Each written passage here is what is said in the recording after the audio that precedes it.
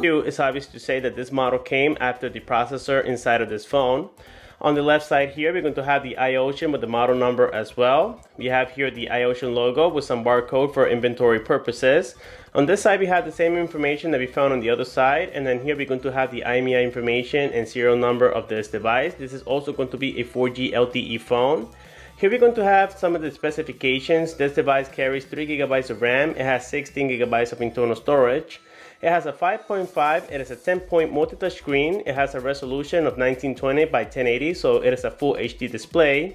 Also has a built-in battery of 2300 milliamps, and it carries the Android KitKat 4.4, but it is scheduled to receive the OTA for Lollipop as well. And then here we can see, guys, all the remaining of the information, but of course I'll be going through that as I go along with the unboxing. Now, this phone has been released now for about 2 months, but the factory did delay the production of this device. That's because the operating system was carrying some bugs before. The ones that you guys saw in the videos, those were some engineering models that the factory released to some sellers, so that's why I wasn't able to get a hold of this device sooner. But here we have the warranty card. On the front, we can see the Iocean logo on there. And they appear to be in English. I don't know if I'm mistaken here, but from what I can see here on the camera, it looks like it is in English, so that's great. It is a very simplistic manual. Nobody reads them nowadays, so they are actually becoming less and less. I think eventually these manufacturers are not going to include them anymore. They're going to give us the option to download them online.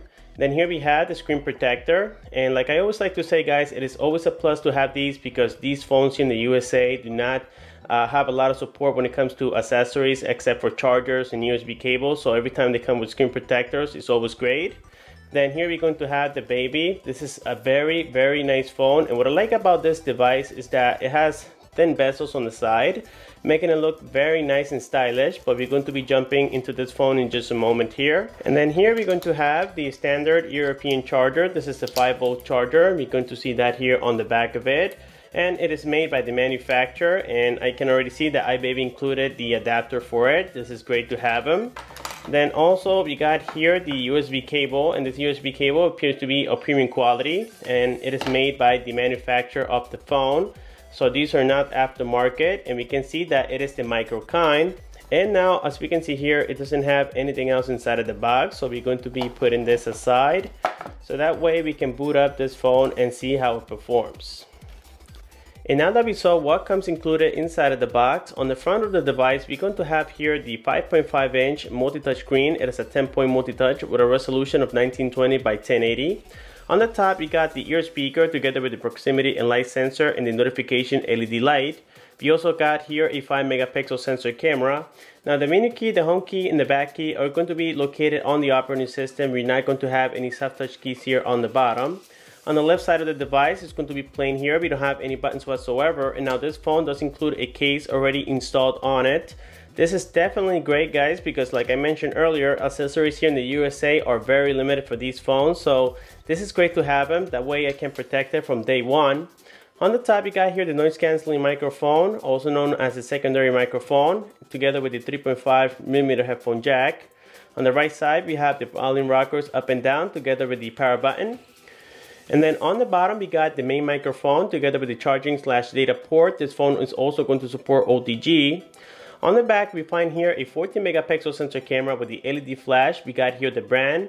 Now here I see 2 speaker holes. I'm not sure if this is going to be a stereo speaker, but I'll be confirming that with you guys on the review video. And also on the description down below, I usually provide the highlights, so make sure you guys check it out.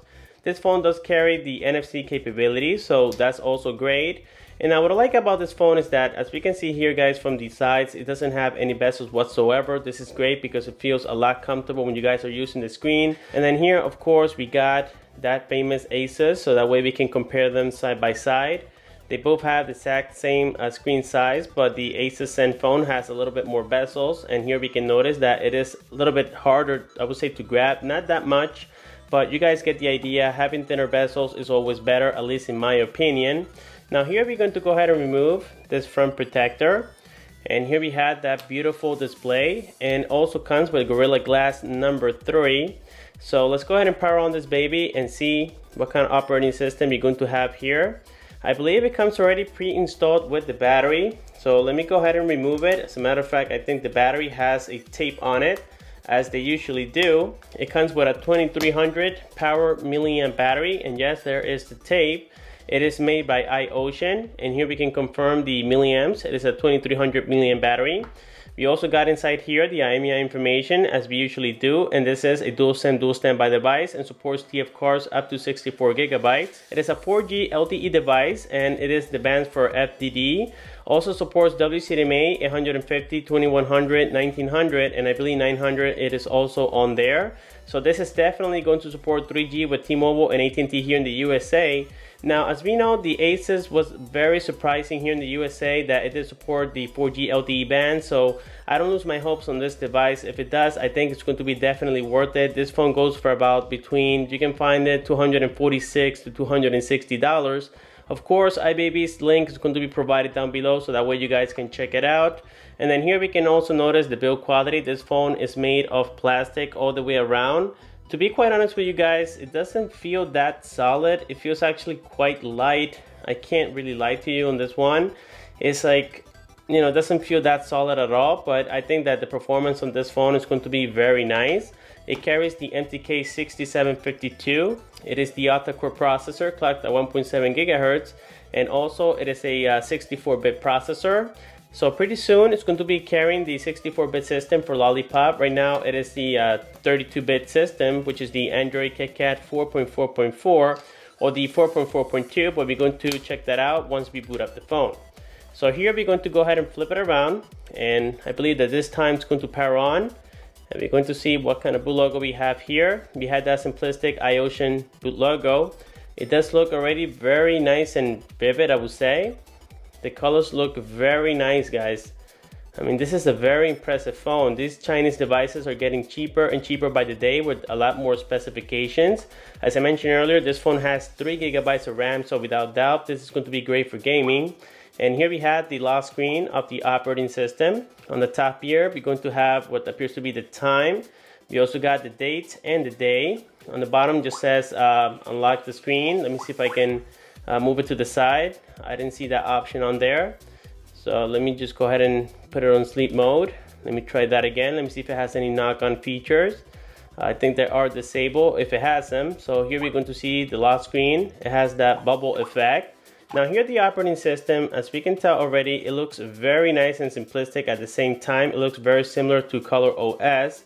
I already see here some cool widgets and whatnot. I really can't wait to get my hands on this baby. Now here we're going to see, guys, that all the applications are a lot bigger than what I'm used to, and I like that because I think that maybe I could be experiencing some vision problems, but every time I see bigger applications, it just refreshes my eyes and everything is a lot easier to see. Also, notice here that the phone comes already pre-installed with the Play Store, and let me see if I see here some other Google applications. Right now I don't see anything else so far, but maybe they are hitting somewhere. I might have to root the device and install all of them on there. I like to have Gmail, I like to have Google Plus and all those good applications that we normally use, but that comes through time. This phone is carrying the KitKat, so it's going to be a lot easier to root. Let's go ahead and confirm that here into settings. As we can see, we had two settings mode. We had the quick settings, and then we also got general. On general, we go here to about device, and this phone is carrying right now the latest for KitKat, which is the 4.4.4, as we can notice right there. And it does have here wireless update, which is OTA. So that means that every time this phone gets an update, it's going to be sent here wirelessly, which is a great feature to have. And then, as I mentioned earlier, guys, all the back key, as we can notice right here, the back key, the home key, and the menu key are going to be located on the operating system. We don't have any buttons down here whatsoever. Now, that's something that I'm not against it, but it's not my favorite thing to see. I prefer the buttons down here because that's going to give you more space to work on the screen. But considering that this is a 5.5 inch, I think I'm going to be okay, and so far it is acceptable. Let me see if I can go ahead and increase the brightness here for you guys. Let's go here into the toggles. And right now, the brightness is actually now to the max. It was in auto. So here we can see that the display has very nice and vivid colors on viewing angles. It is expected. This is a full HD display. Now the only thing is that the battery, considering that this is a full HD display and also carries that powerful MTK6752, I'm not sure if a 2300 milliamp battery is going to do it well with this phone. But again, that's why we're going to do the review video so that we can confirm the pros and cons of this phone. I think, guys, I have concluded the unboxing today, and like always, if you guys do have any questions, please don't forget to comment down below. Like the video, subscribe for more. Thanks for watching, and I'll see you guys